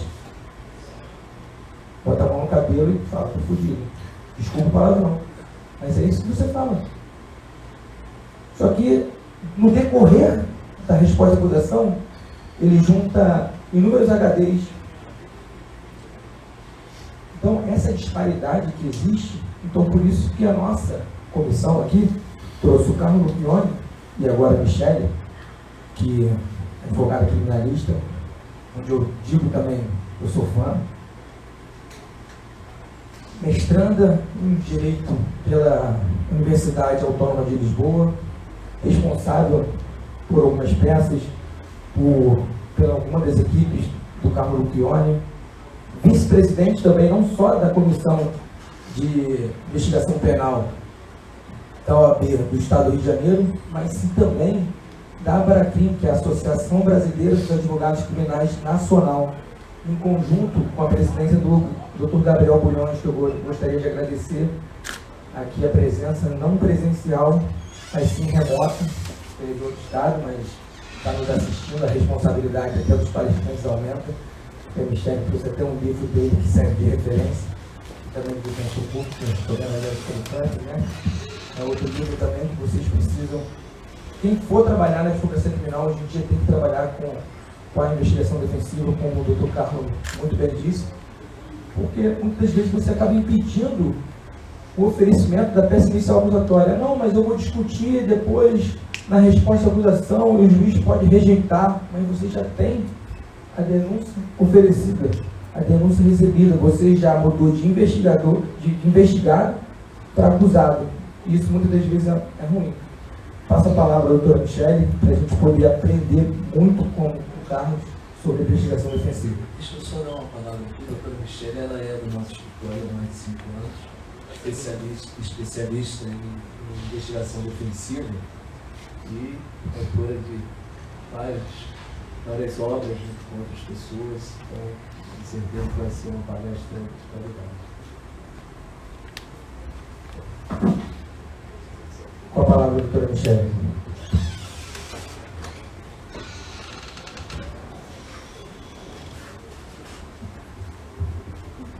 Bom dia a todos e todas.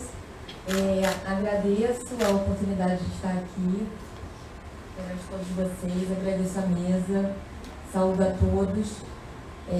Estou fazendo um agradecimento um pouco mais breve, porque eu sabia que o Dr. Carlos Lupione ia se alongar um pouco. Trabalhando com ele há 6 anos, a gente já conhece. Mas eu agradeço verdadeiramente a todos aqui. Eu espero que a gente possa compartilhar um pouco de conhecimento e realmente sair daqui um pouco mais experiente do que entramos. O Francisco é um amigo muito querido, Márcio, Igor, todos aqui do escritório, Lucas, Raíza, Dani. Eu não vou mencionar um por um, porque eu certamente não farei jus à presença de todos. Eu realmente agradeço muito, Francisco, pelo convite. O Francisco já estava à beira de brigar comigo, porque ele tem me convidado para alguns eventos e eu não tenho tido tempo, justamente pelo mestrado, pelo escritório. E retificando só uma informação, eu sou vice-presidente de 2 comissões de investigação defensiva, direito penal. Mas também está dentro. Agradeço ao Gabriel Bulhões, que está aí nos assistindo. Acabei de fazer o convite em cima da hora, então agradeço aí de estar demandando um pouco do seu tempo, mas certamente será referenciado, vai valer a pena. E Dr. Denis Sampaio também, que é defensor público do Rio também, acabou de entrar em contato aqui comigo e nós vamos tentar, né, fazer jus ao que foi estabelecido. Diferente do Dr. Carlos, eu estabeleci uma palestra não só sobre investigação defensiva, mas eu gostaria que vocês saíssem daqui sabendo como fazer a investigação defensiva. Porque, apesar de todo mundo no dia a dia praticar algum ato ou vários atos de investigação defensiva, mas muitas vezes não sabemos o que estamos fazendo uma investigação defensiva na prática. E a investigação defensiva, apesar de nós, aqui em grande parte, sermos criminalistas, ela se atém a todas as áreas do direito, ela pode ser praticada por qualquer profissional do direito. Então, iniciando a minha fala, eu acho importante a gente colocar, né, que o surgimento da investigação defensiva, ela não é de agora, ela veio pela Itália. Na Itália existia, em uma época, foi deflagrada a Operação Manipulite, que para a gente conhecida como Operação Lava Jato, que foi transportado esse modelo de maxi-processo, mega operação, de caráter midiático e de espetacularização do processo penal, como dizia o Luiz Casara.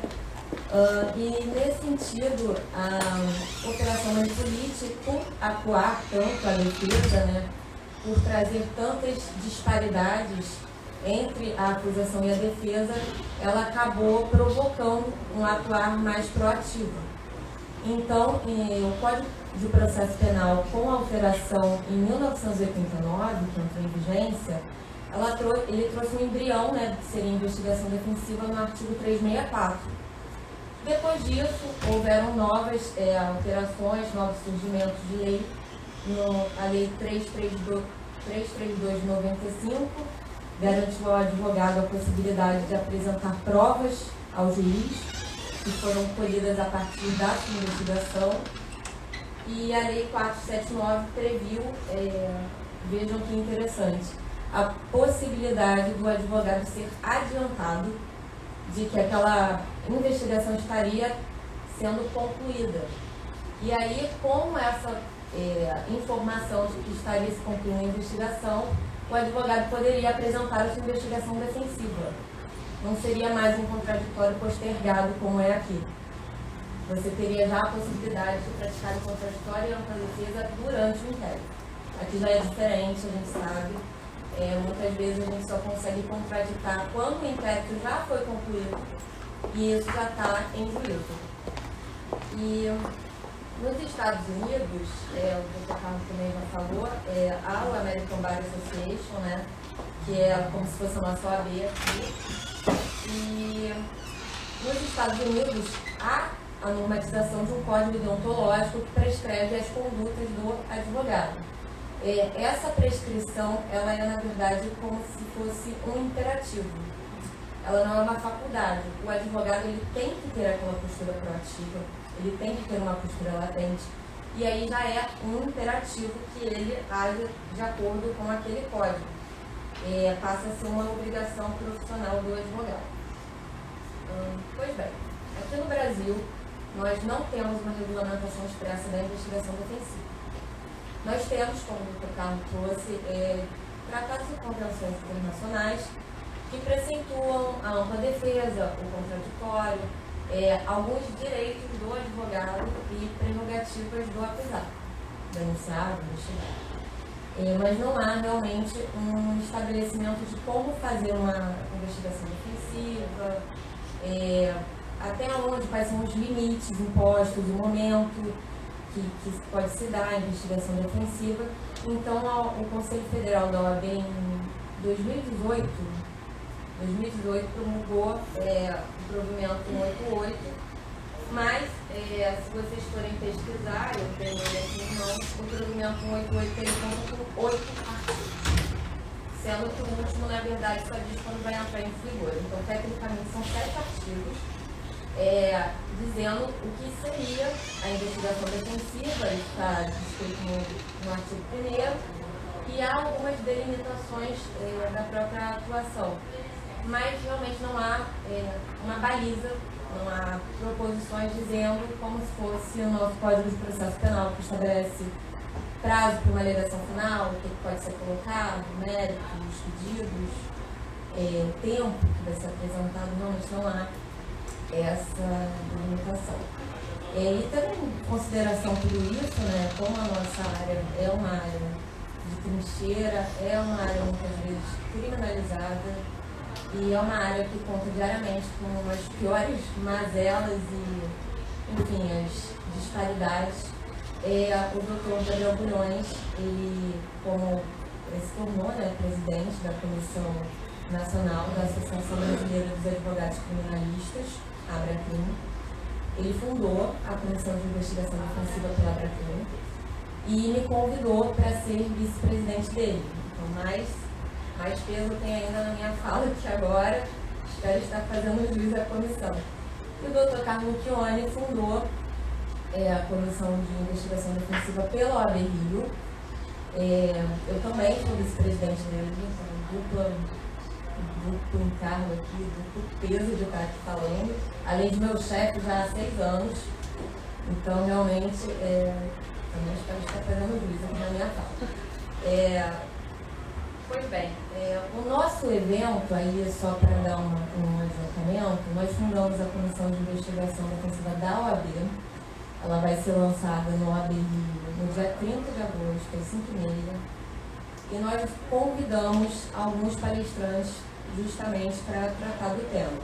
Seriam o professor Juarez Cirino dos Santos, Gabriel Bulhões, Denis Sampaio, defensor público, Franklin Roger, defensor público, Letícia Domingo, advogada criminalista, e nós dois contaremos, né, na presidência. Então, estão todos convidados, já foram aceitas a primeira leva de membros, então agora nós não temos realmente essa abertura, porque, felizmente, em 2 dias nós aceitamos um máximo de 55 membros, que era a cota, foram os que se inscreveram, então realmente agora a gente está nesse limite. Mas o evento é aberto a todos e acho que vai ser bastante engrandecedor. Tá vendo? Dizendo que está lá assistindo, agradecer a presença do professor público Denis Sampaio, mandou mensagem aqui dizendo que eu não agradeci, que está assistindo. E o João Maia também, advogado criminalista, também mandou mensagem, está assistindo. Disse que eu também mandei um beijo, fica o registro aqui dos 2 amigos. E o Denis disse que está em casa gravando um curso de técnicas de inquirição de testemunhas. Curso também excepcional para a advocacia criminal. Tá vendo? É por isso que eu não gosto de agradecer aos amigos, porque eu sempre acabo esquecendo um. Não sabia que o João estava assistindo, então eu agradeço. O Denis realmente está gravando um curso aí, e é até um curso que faz esse link com a investigação defensiva, porque a parte de inquirição de testemunho tem tudo a ver com a parte de uma das diligências que pode ser realizada na investigação defensiva.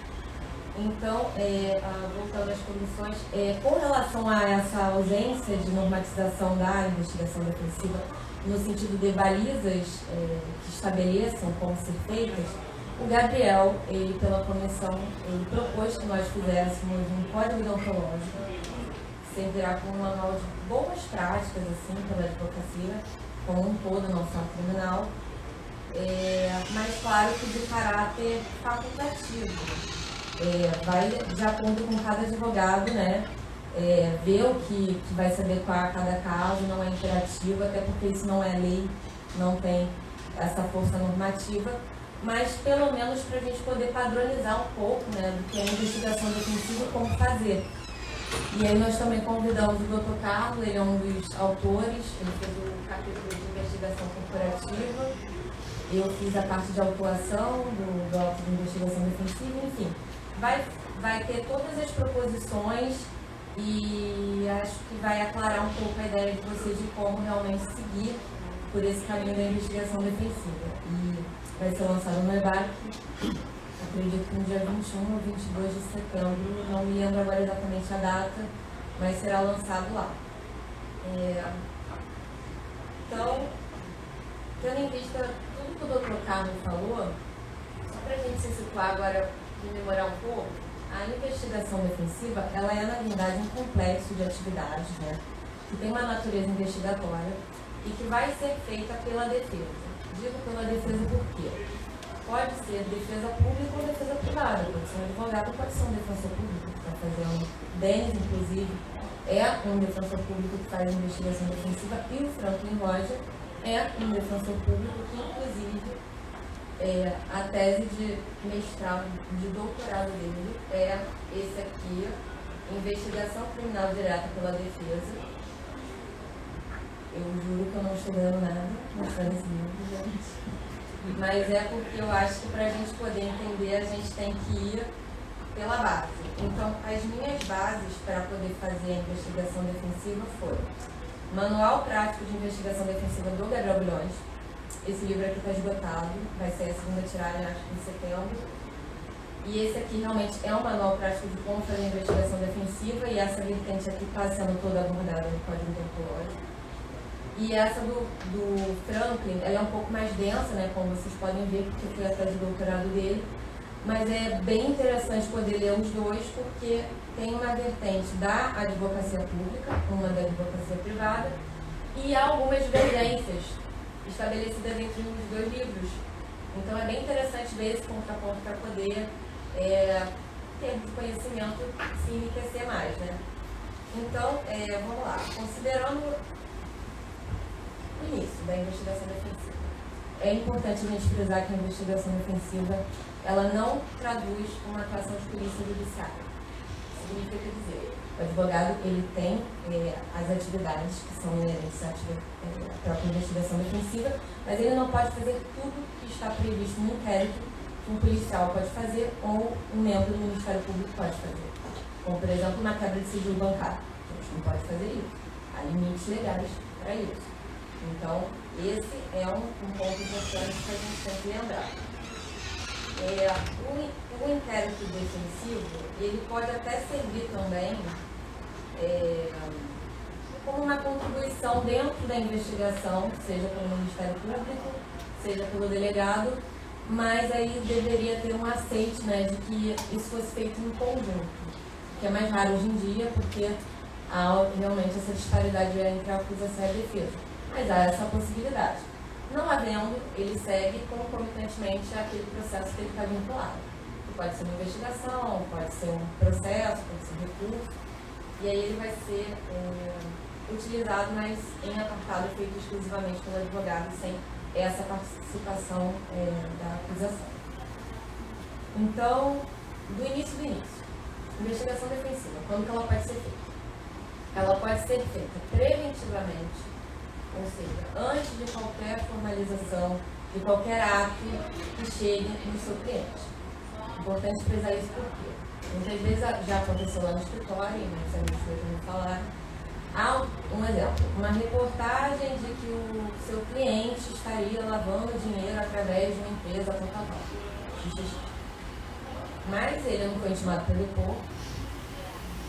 Você pede uma certidão, não há nada em aberto. Mas você, como advogado, aquela atuação proativa que você tem, você sabe que aquilo vai chegar em algum lugar. E aí você vai esperar bater a intimação na tua porta e falar assim, agora eu vou levar meu cliente. Nem pensar. Investigação defensiva, como que a gente vai fazer? Já vai colher, qual foi o cerne da reportagem? Lavagem pela empresa tal. Então a gente já vai colher todos aqueles elementos demonstrando A mais B que o seu cliente não praticou aquele ato de lavagem. Inclusive, você tem a possibilidade de requerer que ele seja ouvido sem que haja esse pedido por parte da delegacia ou por parte do Ministério Público. Isso é uma vertente. E aí, o Dr. Franklin Rosner, no seu livro, ele estabelece que a investigação defensiva ocorreria em 4 momentos diferentes. Primeiro, quando do cometimento, o post-cometimento do delito e antes de haver investigação criminal. Segundo, durante a investigação criminal. Terceiro, dentro do processo penal ou em qualquer grau de jurisdição. E o último, que é bastante interessante também a discussão, seria após o trânsito em julgado. E muita gente acha que a investigação defensiva para no trânsito em julgado. Não para. Por quê? Porque você tem possibilidade de revisitar aquele processo e ver novas provas, novas contribuições ali do seu cliente e colocar uma revisão criminal. Olha que maravilha. Então a gente tem bastante alargamento assim, no sentido da atuação, do momento.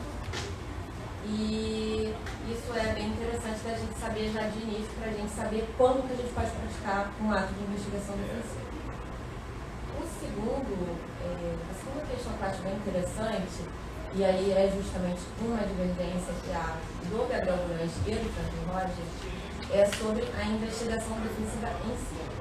O Gabriel, ele considera que a investigação defensiva é um gênero, e ela, como um gênero, ela possui divisões.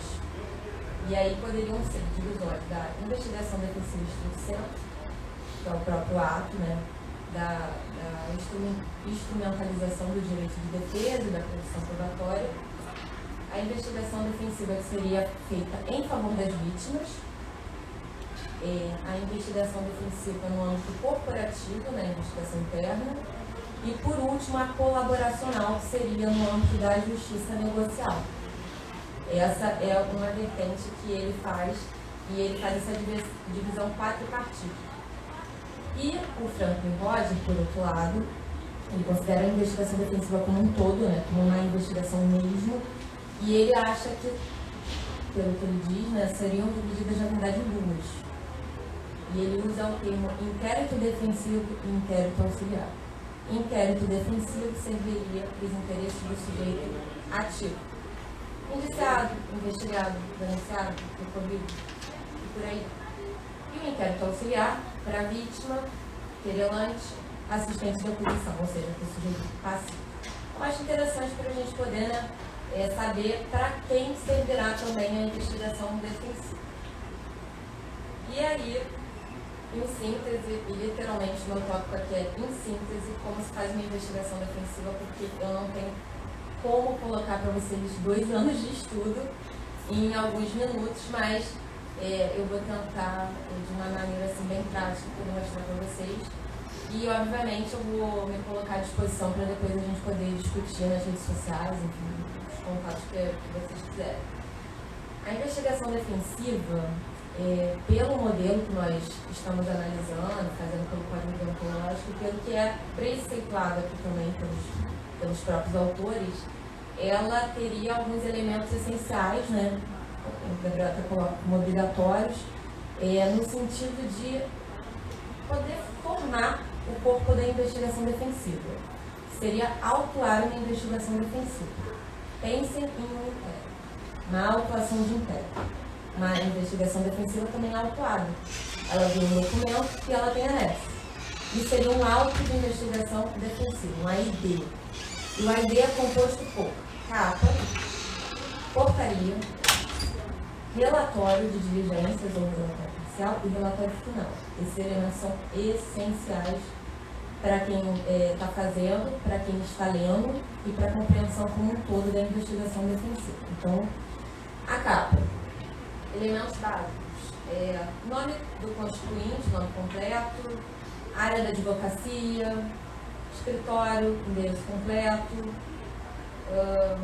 identificação completa, né, do profissional que está fazendo, OAB, enfim, data de instauração, e aqui pelo menos o mês e o ano, né, para a gente poder se situar. E, sim, a numeração única, porque imagina que vocês trabalhem com vários autos de investigação defensiva, e aí você não sabe qual é a daquele cliente, você sabe que você tem, aí você não sabe qual é. Então, sugestão. Primeiro, auto de investigação defensiva. Auto de investigação defensiva número 01 barra, que aí a gente coloca, por uma terminologia de reconhecimento, as iniciais do escritório ou do advogado que está fazendo. E aí no escritório, por exemplo, a gente tem uma planilha com todos os autos de investigação que foram feitos. Então, eu sei que o auto de investigação do cliente lá tal é o 04. Então, eu já vou auto de investigação defensiva 04. Depois da capa, né, tem o termo de instauração, que é justamente muito parecido com o inquérito policial, instaurando aquela investigação defensiva, qualificando o constituinte, dizendo os dados completos, se for uma pessoa jurídica, CNPJ, o endereço que fica naquela empresa, naquela sociedade, data e hora da instauração, a causa, né, com toda a sua descrição, por que você está instaurando aquele ato de investigação defensiva, e por fim, além do endereço, o nome do profissional, as medidas que se pretende tomar, por quais caminhos que se pretende tomar naquela investigação defensiva. Por quê? cadeia de custódia. Isso é fundamental e isso também vai entrar nos relatórios. Já indo para o meio da investigação defensiva, a gente passou da CAP e da instauração. Nós temos os relatórios. O que seriam esses relatórios? As diligências que a gente pretende tomar, os métodos utilizados para aquela diligência, por exemplo, vamos fazer uma oitiva de uma testemunha no escritório. Quem é a testemunha? Ela foi avisada que ela tem livre e espontânea vontade de estar ali ou não, ela pode ficar em silêncio, ela pode ir com o advogado, que dia que vai ser a sua oitiva. E a gente, interessante é fazer também uma atazinha, como se fosse uma ata de audiência, cientificando de que foram falados sobre aqueles fatos tais. A testemunha por livre e espontânea vontade se manifestou e colocando data e hora, justamente para demonstrar autenticidade, veracidade e cadeia de custódia, para depois a gente não ter aquilo sendo questionado de alguma forma, né? Ainda nesse relatório, a gente também pode contar com a ajuda, né, de terceiros, porque isso também é uma previsão da investigação defensiva. Não é só o advogado que faz, ele pode ter uma extensão aí dos poderes dele. Então ele pode contratar perito, consultor, assistente, pode compor, por exemplo, eu faço no escritório e eu vou designar a equipe de fulano, Lucas, Raíssa e Dani vão fazer a investigação defensiva. Dani vai colher as provas, Raíssa vai inquirir as testemunhas, Lucas vai catalogar e vai colocar isso para o cartório para a gente ter ali uma ata notarial ou enfim, algum registro de certificado. E aí, posteriormente a esses relatórios, né, que vão ser as diligências e os resultados obtidos, a gente faz um relatório final, como também numa investigação, dizendo que foram obtidos através de tais diligências, dos resultados tais, falando um pouco sobre o caso. E aí é interessante que a gente, eu posso dizer, que a gente encaminhe uma possível atuação, uma possível atividade, uma possível postura de cliente. Por exemplo, ele foi investigado por lavagem de dinheiro. A gente provou que ele não fez nenhum ato de lavagem de dinheiro. Mas talvez seja interessante que ele coloque um compliance na empresa dele, talvez seja interessante que ele faça uma perícia contábil e reveja todo aquele problema para que ele não incorra mais nesse problema. Então, isso, na verdade, é um auto de investigação defensiva. É essa peça, com essa composição. E aí o Gabriel, ele tem uns plus a mais, assim, que ele considera interessante, não é obrigatório, mas capturar as pessoas que vão ser inquiridas ou serão alvo, né, daquela investigação defensiva. O termo de capitulação mesmo dos crimes que estão sendo apurados, ou às vezes não há um crime, mas há uma iminência de ser aquele crime, então você já cataloga. Ipsilíteris, redação legal, artigo 155, tal, artigo 327, tal. E por fim, você abre as ordens de serviço, que geralmente são essas instaurações das diligências, para dizer, foi aberta a ordem de serviço tal, o escopo dessa diligência é investigar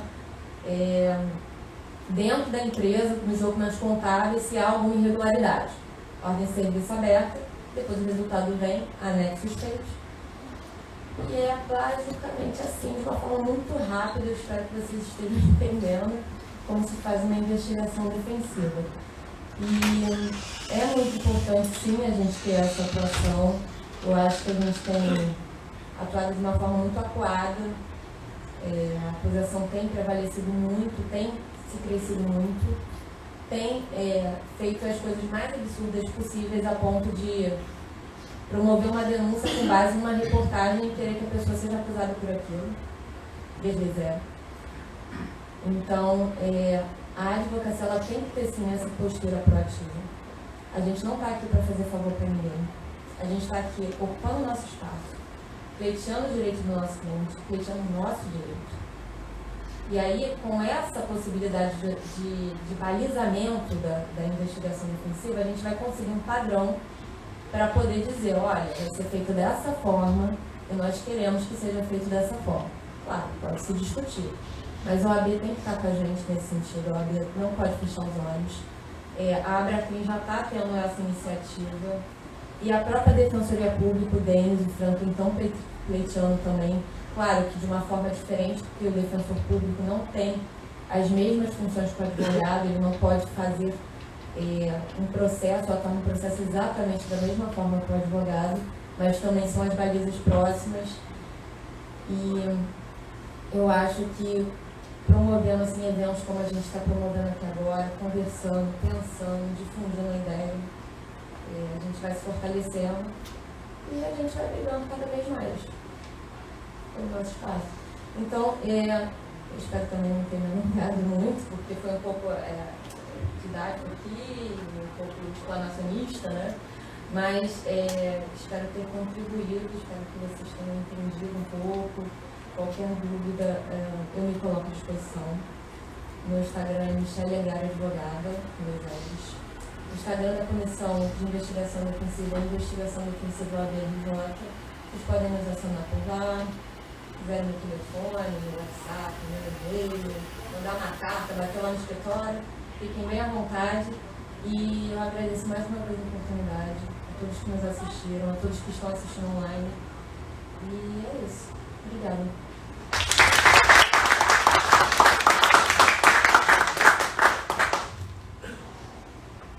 Ô, Michele, você não precisa pedir desculpa por ter se alongado não, porque eu acho que ninguém reparou que se passaram bastante tempo, porque praticamente foi uma aula. Eu gostaria aqui de abrir perguntas, alguém tem alguma pergunta a fazer, ou se não quiser fazer agora, pode encaminhar por e-mail para a comissão e a gente encaminha para os palestrantes. Não tem pergunta não, mas eu vou deixar uma pergunta aqui, porque eu sou chato. As pessoas podem estar lá assistindo e pode surgir essa dúvida. Michele, você falou que tem alguns requisitos, alguns critérios para a elaboração desses autos de investigação, nesse caso, investigação defensiva. Isso está regulamentado, você tem um provimento 188/2018 da OAB, mas o Gabriel Bulhões, tanto o Franklin falam que você tem que seguir algumas normas, alguns critérios. Isso está regulamentado? Isso existe previsão de regulamentação, se não tiver regulamentado? Vamos lá. O provimento 188 ele estabelece as balizas mínimas de atuação.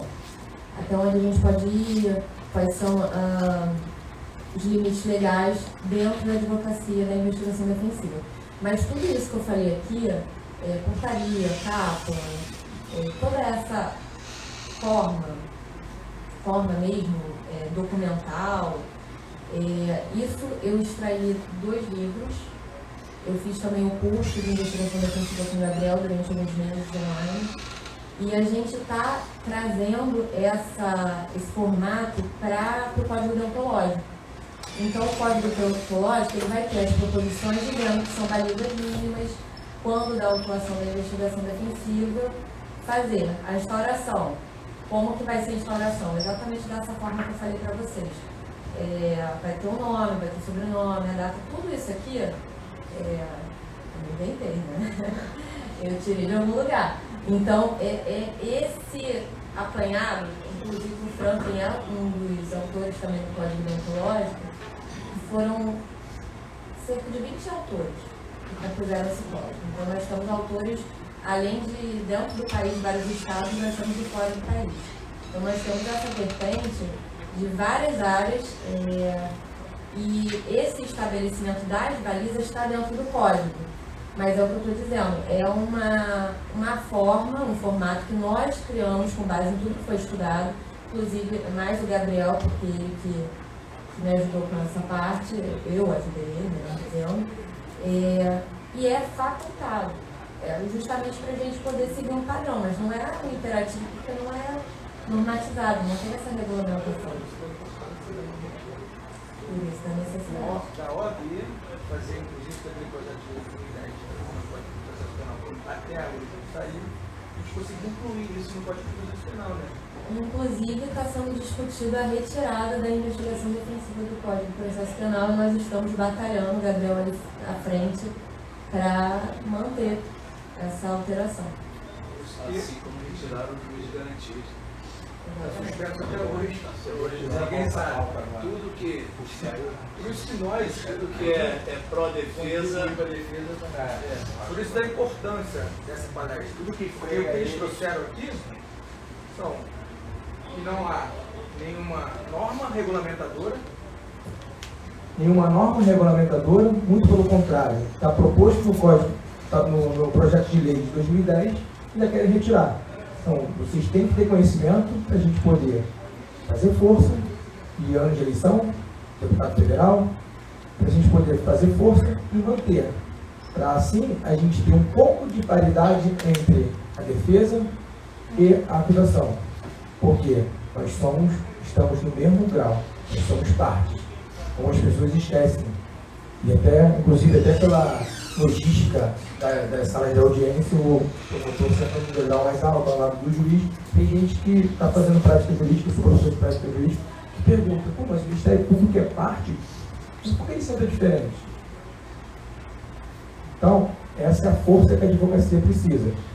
Junto com essa comissão que os dois estão inaugurando dia 30, vai trazer mais força, até porque o Estado do Rio de Janeiro é um dos estados que podem criar maior mola propulsora para que a gente possa criar e manter a investigação defensiva na nossa persecução penal. Mas aqui no Brasil, muitas vezes não está regulado, mas a jurisprudência vai se encarregando, né? Essa decisão que eu dei para vocês, ela é importantíssima, porque ela já é um primeiro passo. E aí, até a regulamentação vir, provavelmente outros juízes, outros ministros vão seguir nessa linha de reconhecer a investigação defensiva produzida pelo advogado. Então, acho que já a gente está caminhando devagarinho. Agora, a OAB, o Conselho Federal, se reinternalizar, já vai ser um outro grande passo. Então, aí a gente vai, como tudo, né? Do advogado ao advogado, sempre às quedas. Então, vamos passando uma a uma.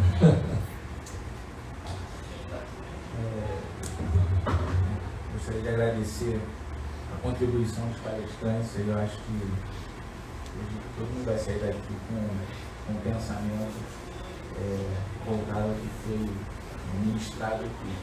E é importante, né? Eu vou ratificar aqui a importância dessa regulação, desse levantar essa bandeira, desse avanço, porque há um hiato muito grande. A paridade de armas, na verdade, é uma pseudo-paridade de armas, né? Porque o Ministério Público, o Estado, o município tem uma aparelhagem que não dá para a gente acompanhar. E cada vez mais são retirados prerrogativas, direitos, defesa.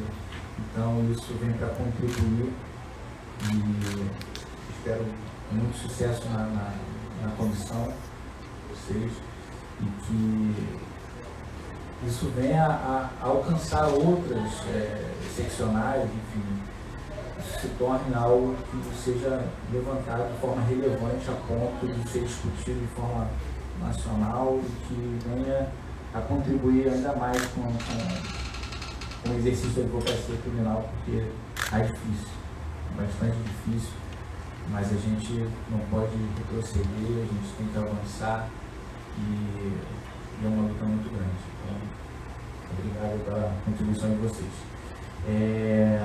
Então, dando continuidade aos trabalhos da comissão, vamos fazer agora a entrega, né, do certificado do Dr. Carlos Lucchione e do Dr.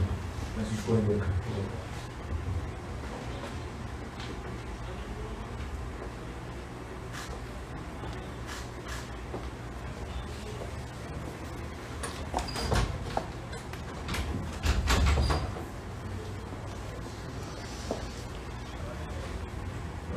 Michele Guerra.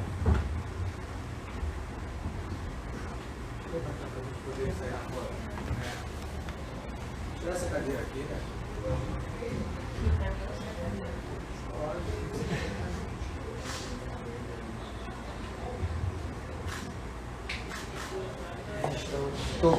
Todos juntos, todos na mesa.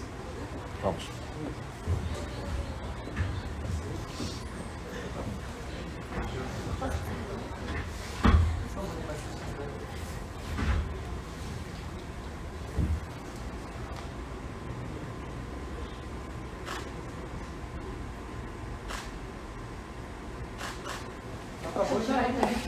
Doutor Carlos.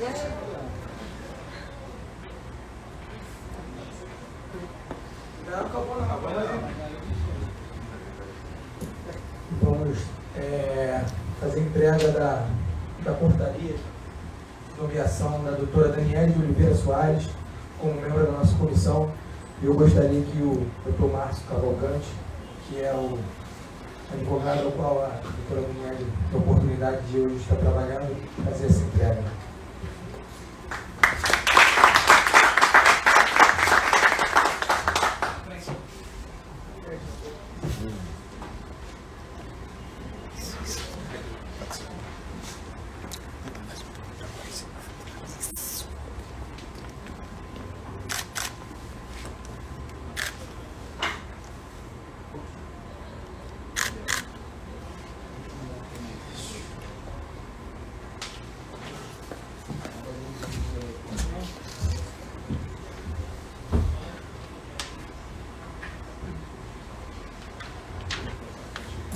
E agora, para encerrar, conforme prometido, no dia 25 de agosto, a gente vai ter a festa de confraternização da subseção dos advogados. Fica um convite aqui para todos. Eu vou fazer, a comissão, em conjunto, deliberou para a gente fazer um sorteio hoje do convite. O convite acho que está no terceiro lote já, daqui a pouco está acabando. E eu vou fazer um sorteio eletrônico aqui mesmo, com 20 pessoas que assinaram a lista de presença. Aí o Johnny aqui você testemunha, tá? Depois vamos dizer que teve uma galera sair aí para Michele.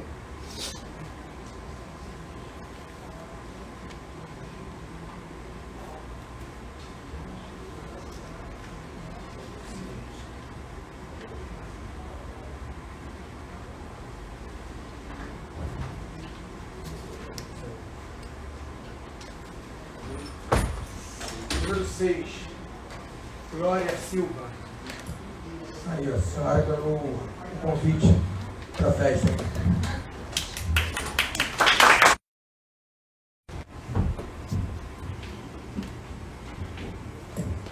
Declaro encerrado, pai. Obrigado.